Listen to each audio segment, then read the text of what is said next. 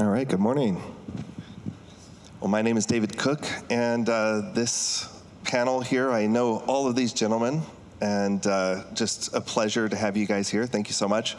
I'm going to start out by just having them introduce themselves a little bit, talk a little bit about what they're doing, and then, as they've said, we'll start using the poll everywhere and just start taking questions, see where it goes. So we're talking about funding. And yeah, let's get going. I'll just start out by saying I'm David Cook. I work as a line producer, so I'm really good at spending your money once you have it. Yeah, let's go ahead. Sure. Mark Harper, been in this space for about 26 years now. I've been part of several different studios and several different distributors over the years, mostly in marketing and distribution. But I've been fortunate to be a part of the funding process on a few films, really just by making introductions, not by being in a formal fundraising position, but having a front row seat to how the films are funded over the years. But now I'm actually on the weight on my shoulders to raise funds for a film also. So I thought that was interesting. I ended up on this panel. Hi, my name's Larry Frenzel. I am an attorney and a producer and a writer. And I've been working with the Kendrick brothers from the very beginning for the last, this will be the 21st year. Made the very first deal for them with the studio and basically have been involved in a number of, all of their projects, but a number of other projects as well and produced other things. So I have a lot of hybrid experience and hopefully can give you some good pointers. Hi, I'm George Escobar, co-founder of Advent Film Group and now co-founder of 3 Day Studios. And I asked permission whether I could brag on these guys for a moment. So I'm going to start with Larry. Larry was at ICVM, and I had just made my first film, Come What May. And he and his partner at the time, Chris Bueno, were so kind because I sat next to them, and they were so encouraging. They didn't know me from anybody, but that really opened a lot of doors for me. So thank you, Larry. Thank you. Mark Harper was one of the guys who marketed that movie, Come What May. And again, really encouraging, great guy. And David Cook saw Come What May from Spain, comes over, knocks on the door, our home with his sister Rebecca, and says, hey, we'd like to work with you. So they did for 2 years and multiple films, and I consider him one of my very best friends. Likewise, thank you. And yeah, I got my start with George Escobar and Advent Film Group. That's where I started learning. And it was a lot of fun. We always had this, there was this rite of passage or starting out thing, which was organizing the closet, which, you know how closets are. They always get disorganized again for the next one. And just had so much fun. I learned so much there. Okay, do we have any questions yet? Let's see. Let's go up on the screen. And if you guys have any questions, that's how we're going to take them. You can vote them up and down. I have a question. Okay.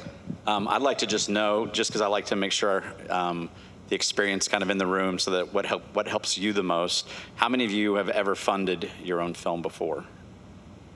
Okay. How many of you know what a PPM is? Okay. Larry, take note. How many of you have funded a film profitably? Okay. Let's see. Anything else I didn't cover? Any other category? You're in the right place. Crowdfunding. Oh, crowdfunding. How many of you have done crowdfunding before? Okay. Of any type? Okay. Thank you all. That was my question. Okay, so our first question right here that makes sense considering the panel that we have is a very umbrella type question, but I'll let you each take a shot at it. It's how does a filmmaker find investors for a project?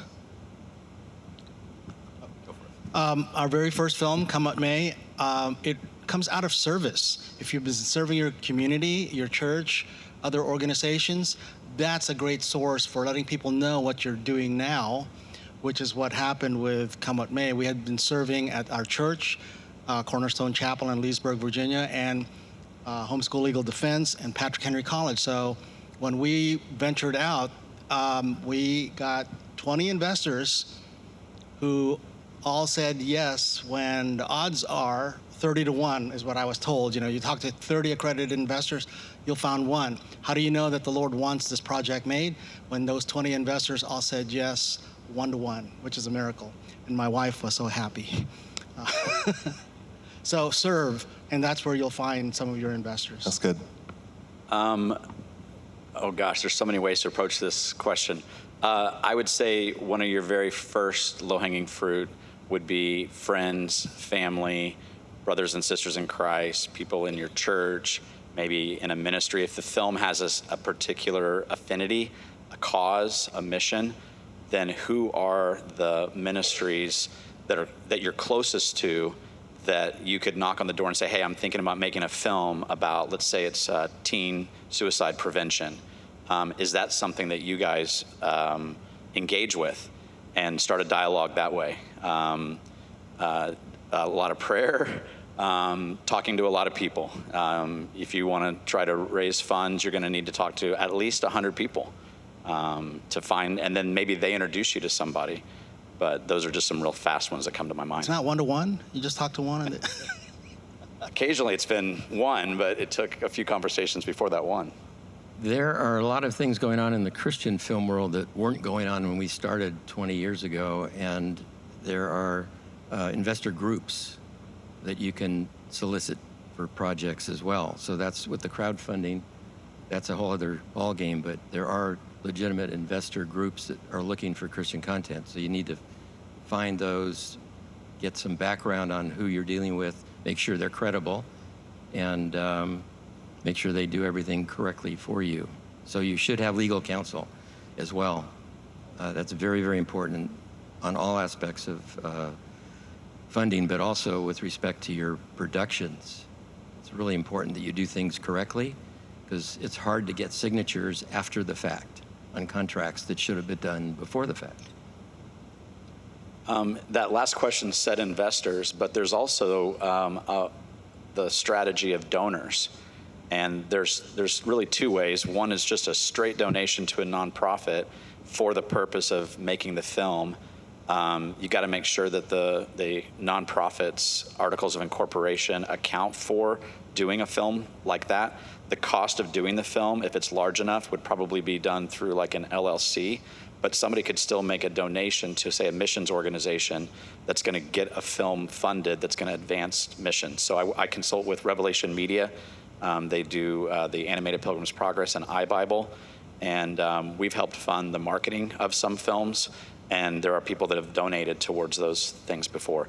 The other way that's fascinating, Ben Howard is a liaison with the Impact Foundation. He's done sessions here before, and donors can make a donation to the Impact Foundation that gets invested as a kingdom initiative, and there's a chance that that revenue can come back, because movies should have a revenue component. Most well, I shouldn't say most movies, because now with new media and social media, but a lot of film and media projects have a monetization that should be able to create revenue.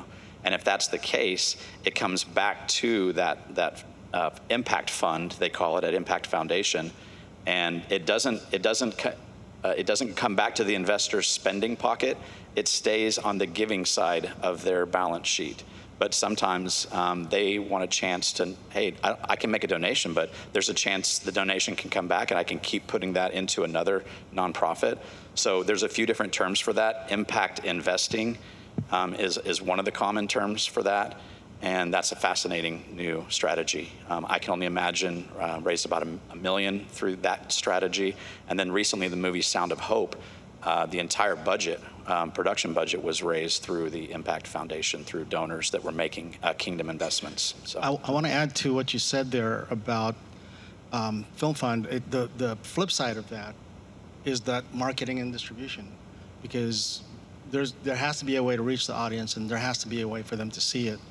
And so investors are going to measure the quality of your project, not just in their own particular passion, but the chances of it coming, the resources that are being poured out can get a return. And so you have to do your homework as far as the audience and all those things. That becomes part of your film presentation, your film package. It isn't just, oh, we've got this story and we're going to produce it and this is how much it costs. No, that is only maybe a third of what you need to put in your investor package. I'm going to make one addition here to what these guys have said, and that is your goal should always be to get your investors $1 back or more, obviously, but that should be your goal. Your investors are key to your project getting made, and it's up to you not to treat that money lightly and to be focused on getting their investment back to them, even if it's just break even, because too often you'll see situations where investors will come in to a project and they'll lose their money.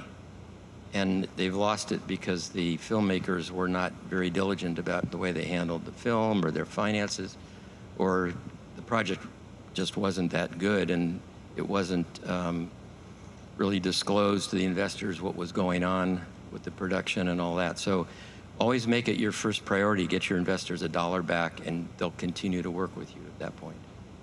I'm going to just harp on that for a second, too, because I've been in this for 26 years, and I've been part of nonprofits that were funding films and getting films funded, and on the for-profit side. It's not unholy to think about revenue. Ministries can't exist without revenue. So the film that you make, you want to get reach and you want to get revenue. But a lot of filmmakers, they feel like success is, my film got funded, you know? We're gonna make it. And then, I mean, there have been things that happen where they don't end up getting the film made. Some of the money gets spent on other costs, and they never get the film finished. But then the second part is, hey, we got our film funded and we got it made. We shot it, we were on the set, we had actors, we had the whole thing. And it is exciting, but that's not success. Then other people think, hey, we got our film distributed, or we have a distributor, and they think that's success. But that doesn't mean that that distributor is going to distribute it in a way that creates the revenue that pays back the funding, whether it's donations or investments. So like what Larry's saying, the real success is that fourth category where the film is funded, produced, distributed, and creates the revenue to pay back investors or donors. And then in that phase, that's also where you're getting the reach. So you really got to think of the business of film as a double bottom line. One bottom line is definitely spiritual. That's why you're here at this conference, and that God's put something on your heart to make a film. But that second bottom line is the financial, because you won't be making more films if you don't return the bottom line to the people that funded it. In a nutshell, you should spend as much time on the legal, business, and marketing side of your film project as you do on the production and story development. Maybe even more, because it's got a long lifespan, way beyond your production days. It's important to get people alongside you that know the business side too. And to enhance your chances of success, if you're not getting good advice legally or business-wise, you're taking a huge risk. Because again, those people that are investing with you, if they invest, or even people that are donating for that matter, they're going to expect something in return. And whether it's money or it's eyeballs on the movie and people coming to Christ, whatever their motive is for funding the project, you still have to treat them with respect and understand that your goal is to help fulfill their dream for their investment as well as your dream for getting a movie done. And that investor, a savvy investor, they're not expecting you to know all of the angles of business, legal, finance, distribution. They want to know, who do you have on those aspects of your production? And if you have a really good answer and those people have good credentials, then that's a solid indication that at least you're creating an environment for success. Not guaranteed.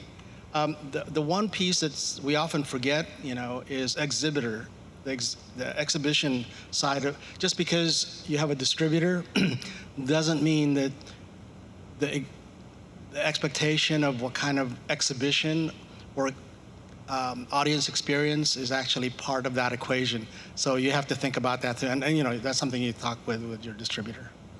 So we'll move on to the next question here, but I just want to say a couple things. One, I learned from George, we would kind of identify three kinds of investors. There's like the investor that's interested primarily in the financial, the investor that's interested primarily in the cultural impact or the mission. Then there's investors that are primarily interested in supporting you and what you're doing as an individual. But in each of those cases, they care about all three. And I think that's kind of what we've been hearing, like there's all these different considerations. They care about all of them, but it is helpful many times to understand what's driving them, what's drawing them to you to potentially invest. And another piece that I just want to highlight is, Mark said it early on, there might be someone that they know even if they're not interested in the investment. So it's always a really good idea if you're talking with those first people that you can reach out to, your friends, your family, whoever that is, they may not be the person. Do you know somebody that might be interested in this kind of project? Because you want to find the right fit. You don't want to convince somebody that doesn't want to do it to put money in. You want to find the right people. So thank you so much. That was, I think, why we're here, right? To hear about these things. Yeah. Could I offer, for everybody in the room here, I have a pitch deck template for investors. If you want a copy of that with all sorts of disclaimers that this is not legally binding or I'm not attached to that or anything, I'd be happy to send it to you. So let me give you can I give you my email? Yeah. This is so dangerous. I don't know why I'm doing this, but Or I'm led by the Holy they Spirit. can come get it afterwards, whatever you Yeah. want to do. The attorney Okay. on the panel said, let's hope so. I'll let you get ready to get your pens out, but and Okay, great. I'm going to keep So- praying about Okay. that disclosure. So at the end, why don't we share that and you guys can get that? And just real quick, my question: what's a pitch deck? It's depending on how extensive your project is. A pitch deck is the razzle-dazzle presentation of your project, usually 10 to 15 slides that goes and highlights it.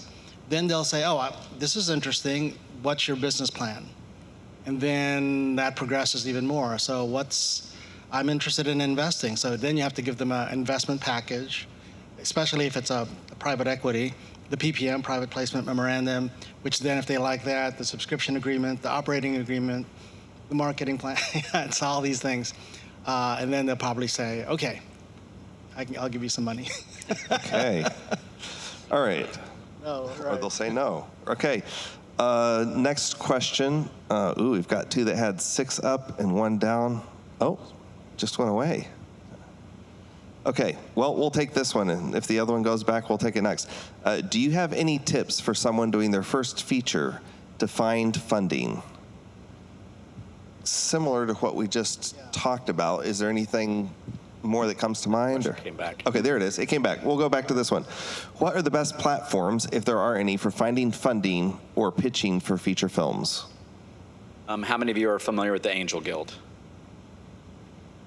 About half. The Angel Guild, Angel Studios.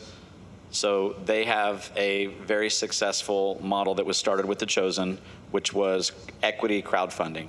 There's a differentiation between equity crowdfunding and like Kickstarter type of donation crowdfunding. So they raised like $11 million from, I believe it was 10 or 11,000 investors, an average of $1,000 per investor, and to launch the first season of The Chosen. And that was ownership in what The Chosen was. And you could get in at like $250. It's a new disruptive thing. Airbnb was disruption to lodging. Uber was disruptive to the transportation industry, taxis. Equity crowdfunding is disruptive to the investor world because in general, you had to be an accredited investor, someone that makes at least $250,000 a year, has $1 million in assets. Is that the Exclusive of their home. exclusive of their home? So usually you had to talk to an accredited investor. And just to highlight the importance of that too, by the way, I know you think, oh, well, mine's a project of this size, maybe it's 50,000 or 100,000. But if something goes wrong and somebody comes back at you and says, you didn't tell me this or you didn't tell me that, the SEC regulates what you're allowed to represent about a film. And Larry is going to say more about that. But getting back to Angel and the equity crowdfunding. So you can upload a torch to the Angel Guild. And it used to be a torch could be like a descriptive pitch. We talk about a pitch deck. This was a video pitch, but they've changed it. Now they want it to be like a fully produced sample or segment, a proof of concept, basically.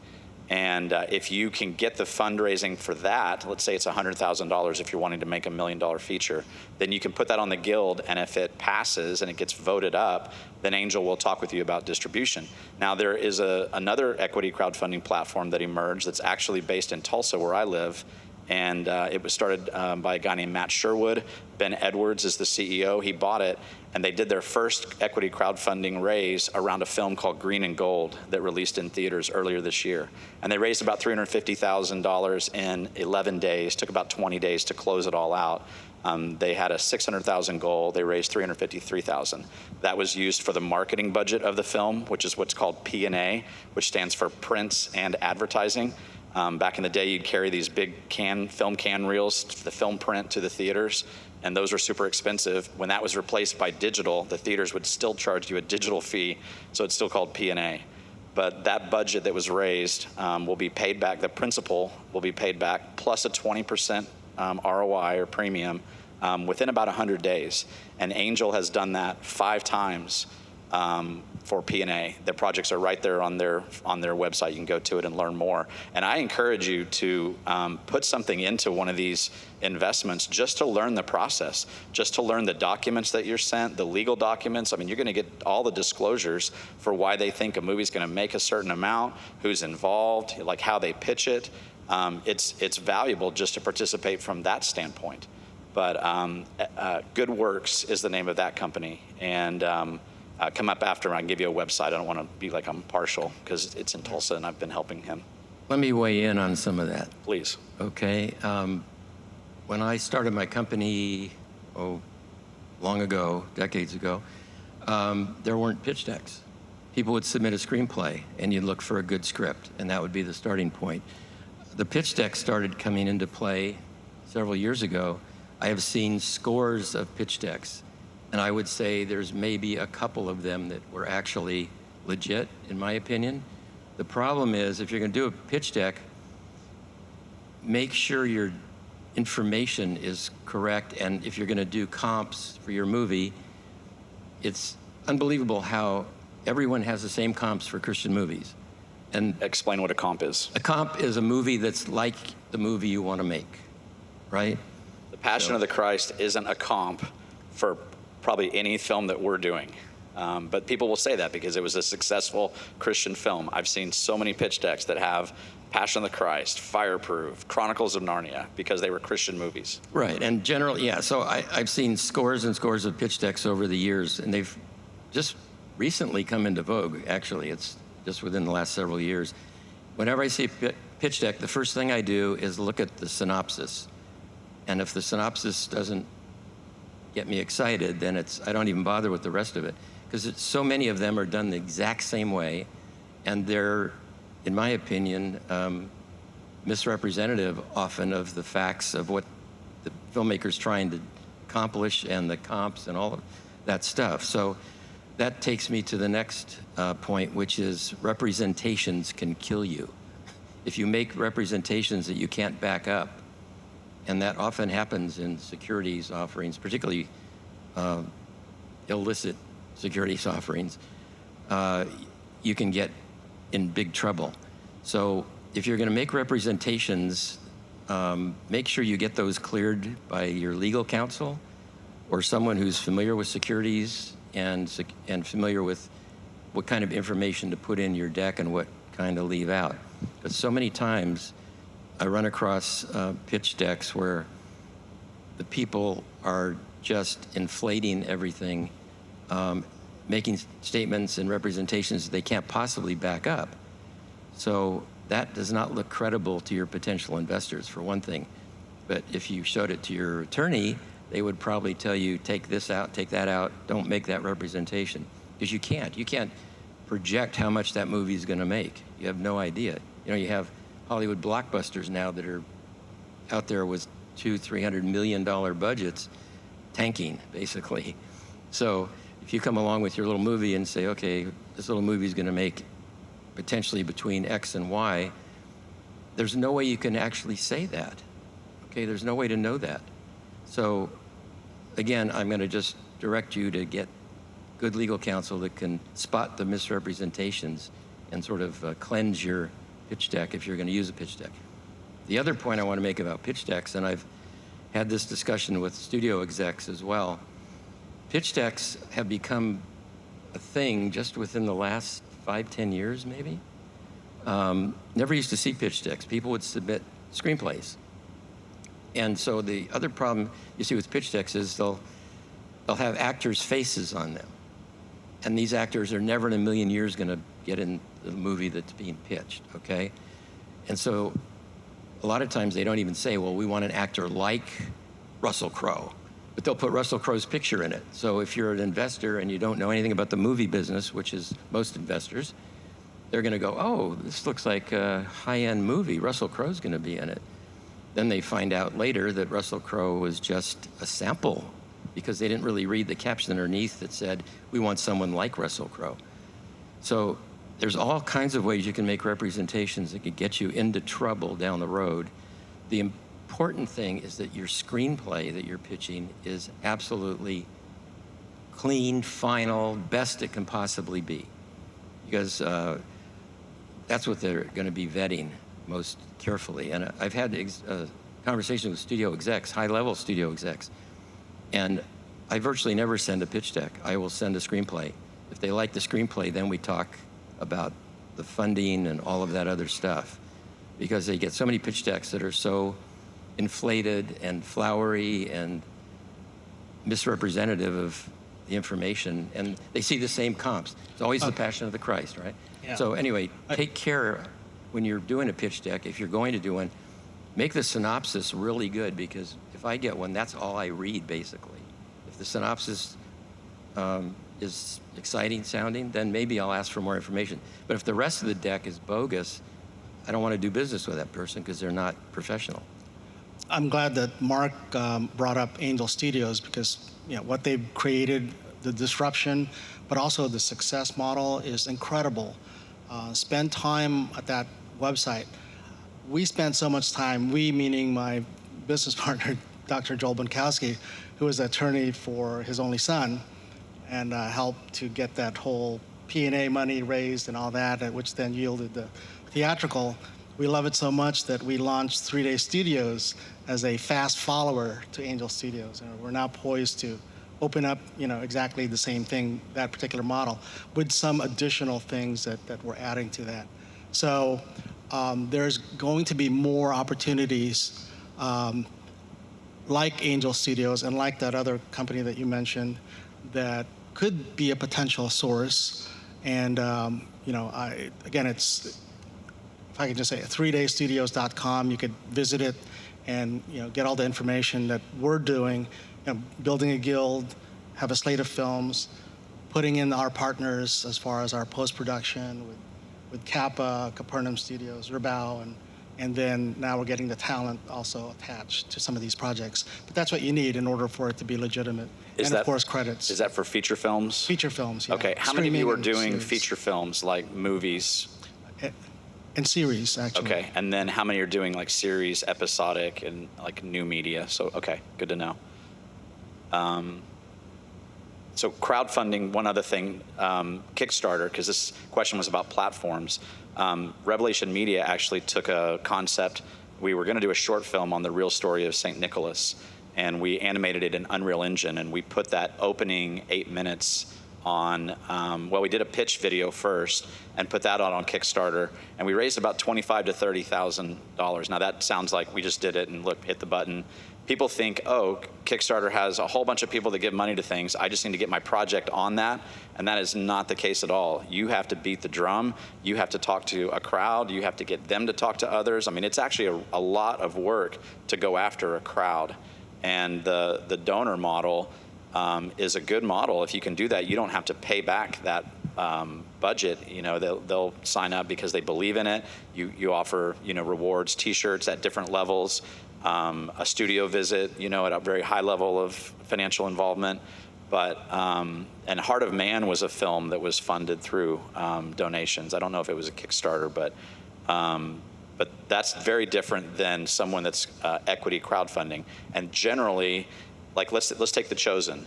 If it had been a donation model, I would have probably given $100 to it, believing in Dallas and the vision. But when it became an equity investment, I said, you know what, I'll put 250 into this because I thought, well, I feel like I'm investing in something good, and there's a chance that that might come back. So, you're going to say something?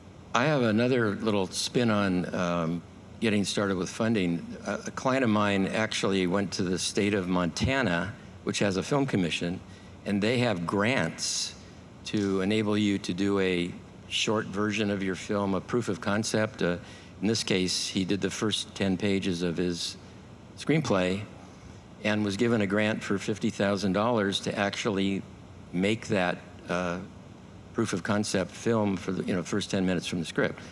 So you should check out the film commissions around the country, because they're, in some cases, offering some pretty aggressive terms and enabling filmmakers to go to the next step by funding a proof of concept. In this case, Awesome. it was the first 10 pages of screenplay.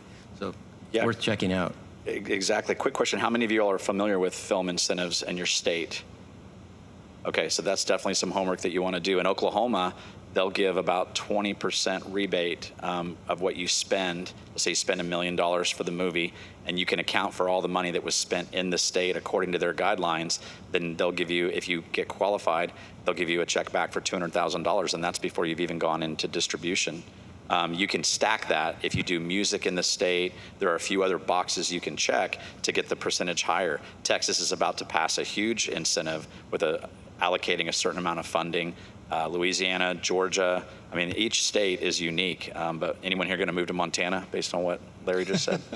California is raising theirs too. There's been a movement afoot to raise the total fund of incentive money. So that's something to look for in the future as well. Yeah, George? Yeah, you'll hear tax incentives, tax rebates, tax credits. Those are all a little bit different. Just Google it, do some research, and see which best fits your particular project. But there's all sorts of ways to get in your investor package a way for the potential investor to recognize that you're taking full advantage of additional funding that can improve the production, but also improve the chances that they'll get a return on investment because you're using their money wisely.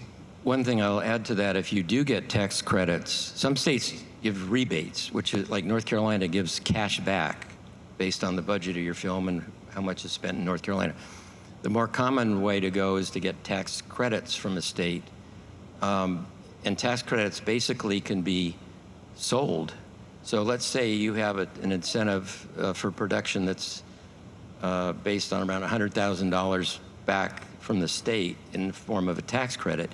You then can go to a broker who will turn around and sell that tax credit to someone who's looking to save on their taxes and pay maybe 85, 90% for the tax credit, which will save them 10% on their taxes.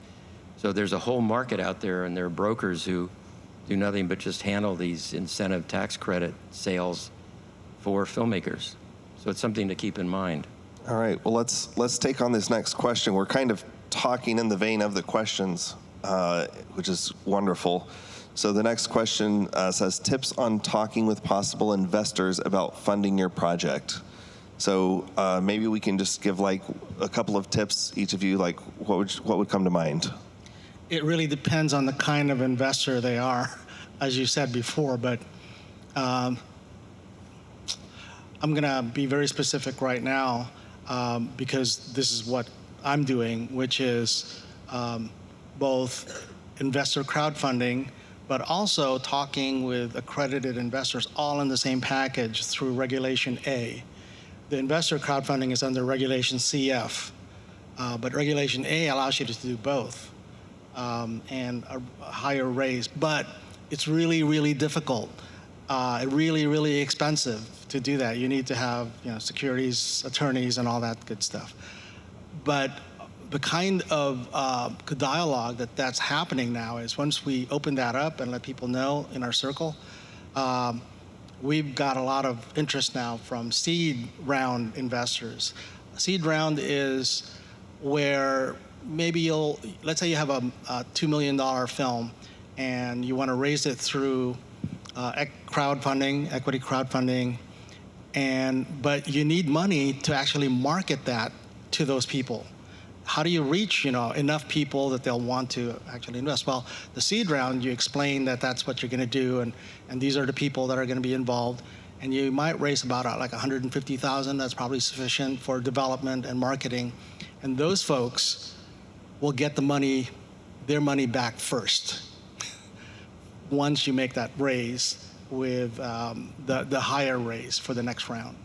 So that dialogue, again, talking to them is really depends, and everybody can talk about different types, but those are generally investors who have been investing already in films, at least the ones we've been talking to, and so they recognize the value of what you might be able to bring. And you may need to partner up with other folks who've already done this successfully. And of course, there's this exchange, well, do I believe that you're actually going to be able to produce this film, and do I love it? And because you're borrowing somebody's credentials. So the dialogue then, just in a nutshell, is to be, I cannot stress this enough, to be as business savvy, marketing savvy, distribution savvy as you are as a filmmaker. If you don't do that, the chances are much smaller for you to actually convince an investor that you're the right people to put their hard-earned money to. Well, and to that point, if you feel like that's not your skill set, then think about partnership. Is there someone that God has in your life that you trust that is a good business person that you might say, hey, I really need someone to help me with the business side of this film, and then they can act as that role, which is generally called an executive producer if they're going to help raise money. And maybe they become a partner in some way. Maybe they just believe in it and they want to help. And then you get to the point where you have enough funding to hire, obviously, an accountant and an attorney. Anything I say, by the way, legal disclaimer, Larry's my attorney, so he'll flag me. For the next question about tips with talking with investors, let me say one overview comment. This is an issue of stewardship. You really have to look, this is God's money. It's not their money, it's not your money. This is God's resources. So don't be afraid to talk to people who have God's money to fund something that you're doing. But think of it as an issue of stewardship. It's like parable of talents, Those who are faithful in the little things will be put in charge of much.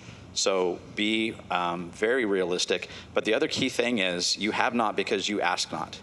If you're afraid to make the ask, if you can't get yourself over the hump, then you do need a partner that's not afraid to make the ask. But so those two things, I think, are the tips I would give. It's an issue of stewardship, and you have to make an ask. I want to add something else to that, and that is that when you're putting together a package for investors, it's going to make a big difference whether you have a screenplay or not. When it comes to getting development funds, that's very, very difficult because it can take literally years to develop screenplays. And so if you're looking to get a professional writer with a name, it's going to cost you a lot of money. You may have to do that raise before you raise money for the film. If you have an original screenplay you're writing yourself or your friend's writing or someone you know, then that's going to help you get down the road further than if you don't have anything other than a synopsis or an idea. Remember, too, ideas are not copyrightable. They have to evolve into a story that has actual content. So if you say, well, I don't want someone to steal my idea, they can't steal it because you don't have any copyright interest in an idea, okay? The more you bring to the table in the way of a screenplay, the better it is, but that screenplay has to be really rock solid and well done, and it could take years to develop a good screenplay. I mean, I've done that, and yeah. There's a screenplay I've been working on for quite a while now, a few years, and we're still developing it.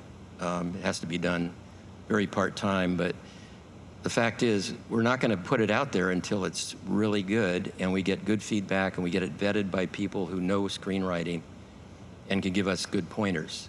And I always view screenwriting as a very collaborative process, because you can't write something and look at it and say this is ready to go in the film business without getting input on it, because you're bound to miss something and you're bound to get comments that will improve it. So the screenplay to me is foundational to any project and to raising money. Because if your screenplay is not really ready and you put it out there, an investor may not know if it's good or not, to tell you the truth. That's good. But filmmakers will, and studio executives will. So you want to make sure to put a lot of attention into your screenwriting and your screenplay, and make sure that you've gone through as many drafts as possible and gotten the best feedback from knowledgeable people as possible to know that, yes, this is ready to go, and it's the best we can do, and it's going to raise eyebrows or get people excited or whatever. But that's foundational, in my opinion. 1,000% agreement there. I mean, that is your first expression of your project.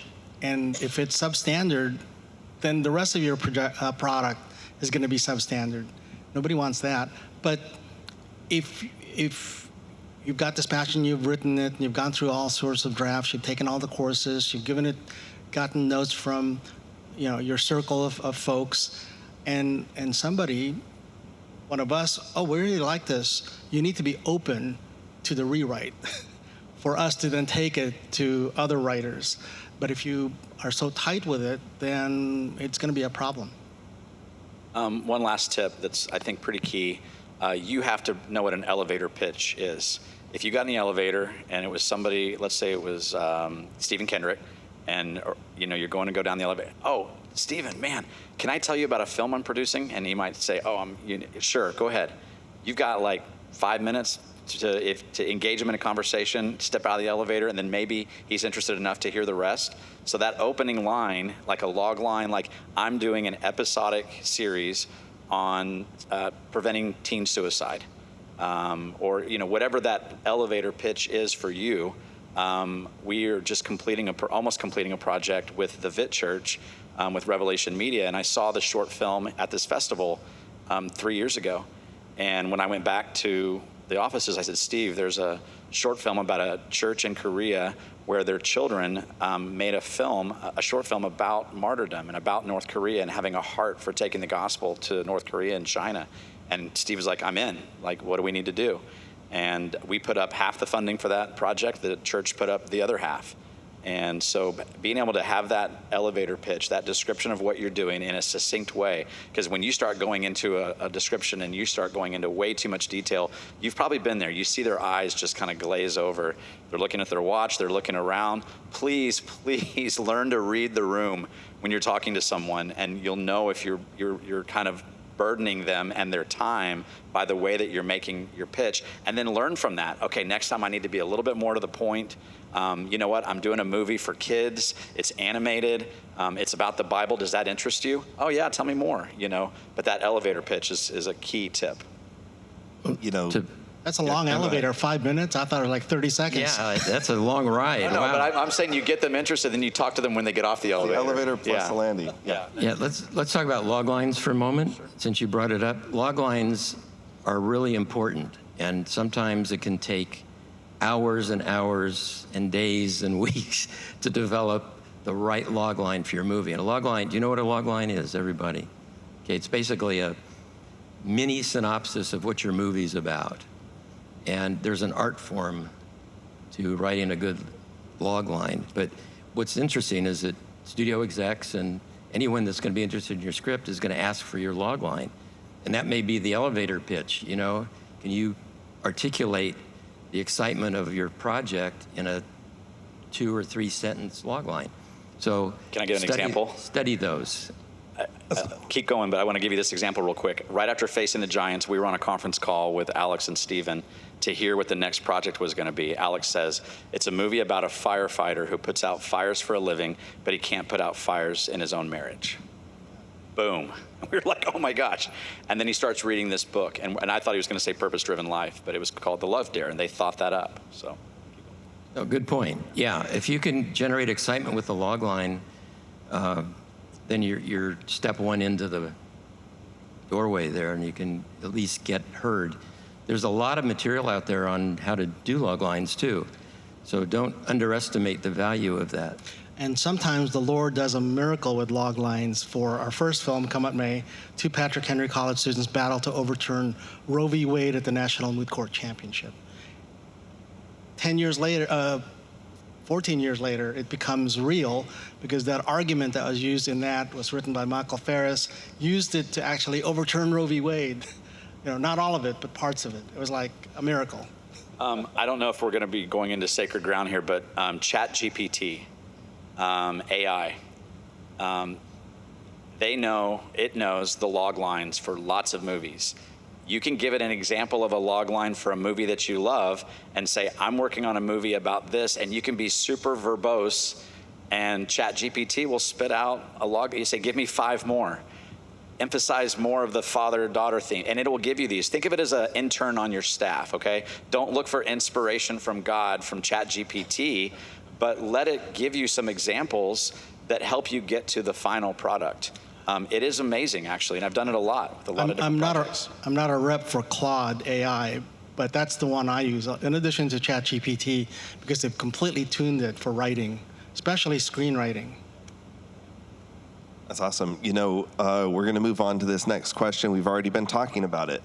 But one thing that just having observed several interactions with investors, with people seeking funds, a lot of times you do all this work to prepare all this information, and you need to have it. You need it to be honest, as Larry said. You want it to be, compelling, to the point, log line, all these things. But what I've noticed is probably most of the time that investor spends with you is going to be getting to know you. They're working off the assumption that you have a valid project, a valid story, a valid business plan, all the different pieces that you need to have, and they really are trying to decide in the first few seconds whether or not they think you're someone they want to do business with, and they're going to spend the rest of that time validating that. And so as much as all of these things are important, just keep in mind, right? Try to think, how would I feel? What would I be thinking as the investor? Would I want to put money into this? How would I present this? All those kind of things is probably going to help you. So what should be included in the investor package for a project? David, Yeah, just go ahead. real quick, don't be afraid to say, that's a great question. I don't know. But I know people that I can talk to, and I'll get you that answer. Because now they know we're honest. Yeah. So good. Brilliant statement. That's true. I mean, even as with my background and education, all that, if I don't know something, I don't fake it. I will say, I really don't know the answer to that, but I'll get you the information. Because so many people are out there hustling investors, and basically the investor people get burned out. So the more forthright and honest you can be about what you know, what you don't know, what your experience is, what it's not, so forth, the better off you'll be with investors. They want someone that's honest. If they're going to put their money into your project, they want to know that somebody's looking over their investment, And that then, who knows what they're doing and has their interests in mind as well as their own. and they want you to be prepared. Okay, so it's not your get out of jail free card. Be honest, be prepared, and that's what we would all want if somebody was pitching to us. On this question, I'm going to recommend a resource to you guys, The Lion's Den. You guys have ever seen the Shark Tank on TV? So The Lion's Den is like a Christian Shark Tank for lots of different kinds of companies that are more than one bottom line. They call it at least a double bottom line, which would be financial and spiritual. But they have companies that are doing environmental impact, social impact. My studio, Starfish Stories, is a triple bottom line company. We're trying to affect foster care and adoption. We're trying to create, financial return, and we're trying to communicate the heart of God for His children. And so the thing that I want you guys to do is Lion's Den. You can become a member for like $35, I think, and you get an access to their whole library of practice pitches. And there are lots of film pitches in there. And they do a once-a-month practice pitch where they'll select someone and they'll let them give the pitch. And usually it's a 5-minute video, and then they'll make the pitch on their company, and then they're open to questions to an investor panel. So that's a great resource that's available to you all. And there's been a lot of films that have been not a lot. There's been a handful of films funded through the Lion's Den.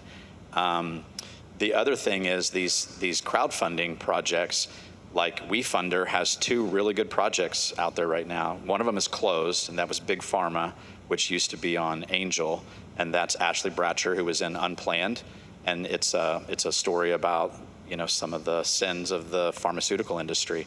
But you can go online, and I think you can still see the pitch And so you'll see what they communicated to investors. The other one is Daniel and the Kuman brothers. And I don't know if they've ever been to this festival before, but it's another team of brothers. And they've got a big raise going right now for Daniel. And you can see each slide of what they communicated. The last one, Good Works Hub.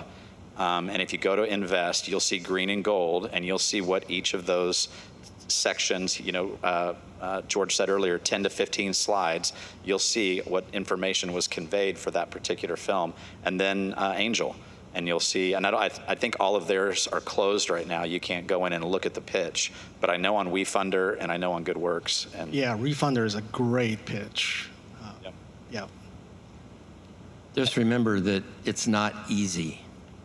There's a very small percentage of films that get made in the first place, and out of that percentage, there's a very small percentage that get distribution, and out of that percentage, there's a very small percentage that actually make money. I mean, if you look what's going on in the theatrical world now, it's insane how they're making these $200 and $300 million budget movies, and their first weekend is $30,000. So if the big studios are in deep anguish about what's going on, just imagine how hard it is to do a small independent film and make money at it. Most of them don't. Most of them end up in a closet somewhere.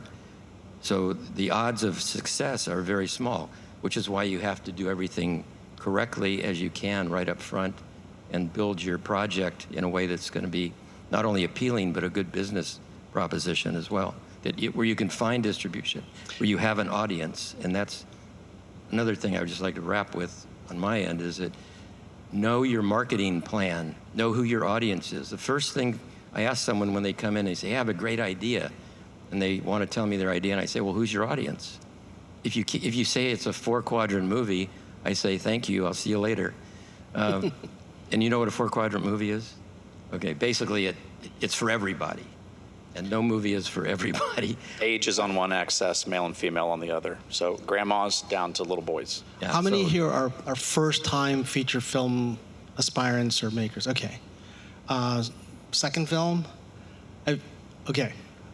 This comes from my heart because I talked to a lot of folks who are made some short films, and now they feel like they're ready to make their first feature film.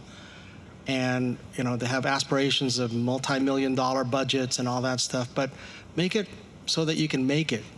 Meaning that if you can't get the funding, you may spend years trying to raise money when you could have just been working that extra part-time job to raise the money to make a small movie that you can film in your home, where you work, other places. And that way you'll get that experience and get that very modest first feature done, rather than the ones that are going to be big budget. I have my big budget movies that I can't get funded, but I will eventually. So I would encourage you to start saving money so that you can actually make your film. It may take you 2 or 3, 4 years, and one of the relationships that's bound to break is if you get money from family and friends, it's hard to look them in the eye when the thing fails. They'll always be looking at you, so how did it go? Where's, did my money, and in fact, I won't take money from family and friends because I don't want to fracture that relationship. I had some advice that I want to share with you, and it was given to me by Ralph Winter, who is a big-time Hollywood producer. I once asked Ralph, I said, how do you figure your budgets? How do you figure if it's going to be a big budget or a small budget? Or, can you say, I want to make such and such a film, but it's going to be too expensive or not, or you're not going to have enough money to finish it or whatever. And Ralph said to me, you never want to make a movie for less than you need, and you never want to make a movie for more than you need. He was a big-time studio producer, and he said there was so much waste in Hollywood. They were making movies and spending way more than they needed to. By the same token, if you think you can finish a movie for less than you actually need, you're going to be in big trouble because you're not going to end up with the product you want. So that advice sounded sort of almost silly at first, but when you think about it, it is salient to helping you decide what kind of movie you want to make, how much you should spend, what are the possible returns, what's the downside risk, what's the upside gain. So, good segue. How All right, much so we've got return do you 3 offer? minutes left. What's the deal with So how much return do you offer to your investors? I'll go I'll quick. let you go There's a with that. distinction between your production budget and the marketing budget. And the way that typically it's raised is that investors who invest in the production budget are part owners. And generally 50% of a film's business is owned by those investors for however long that film is around making money, ideally. And then the other 50% is going to come back to the producers. But investors are going to get their money first, plus a premium. Then you get into the profit share, which would be like the 50%.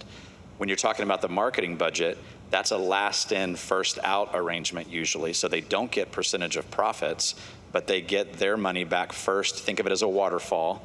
So the box office happens. The box office is going to keep their part of the money, which is a little bit more than 50%. And then that money is going to come back to the team. And then the marketing budget's going to be paid back, plus a return to those investors.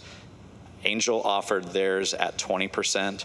We did the Green and Gold, Good Works, Green and Gold movie. We offered 20%. It was for the marketing budget. There was no profit ownership after that. They just get their investment, their principal, plus their premium ROI, and then they were done. Whereas as the film continues to make money, whoever were the production budget investors, they'll get 50% of that profit. So, any final thoughts? And you guys have been sharing some great thoughts that could definitely be final thoughts, but any last? I'm just going to go ahead and give you my email. Okay, well, Like let's I do that. promised.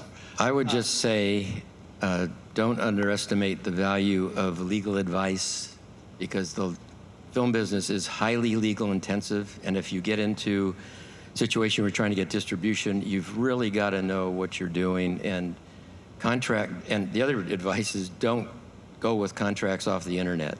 There's a lot of forms out there. In the years and decades I've been an attorney, I have never used a form, even from a legal services form book, without making changes, because they're not all complete and they don't all fit one situation, or one doesn't fit all situations, let's put it that way. So be sure you're really smart about doing everything and getting it buttoned up, getting legal input and good business input as well, because it's a very business intensive. It will act legal. Everything that Larry said will save you money big time. difference between an attorney and an entertainment attorney also. You want to use an entertainment attorney that has negotiated contracts before for films. So we're out of time. So you're going to share your email? Yeah, so it's G for George, D for David, Escobar, E-S-C-O-B as in boy, A-R, at, I'm embarrassed to say, AIM, that's AIM, that used to be AOL.com, AIM.com. That goes back like 40 years now. Thank you so much. Thank you so much for everything you've shared. Thank you guys for being here. And we'll have our lunch forthcoming. So, Can I do a quick announcement? yes. Nick Vujicic, you guys heard of him? No arms, no legs.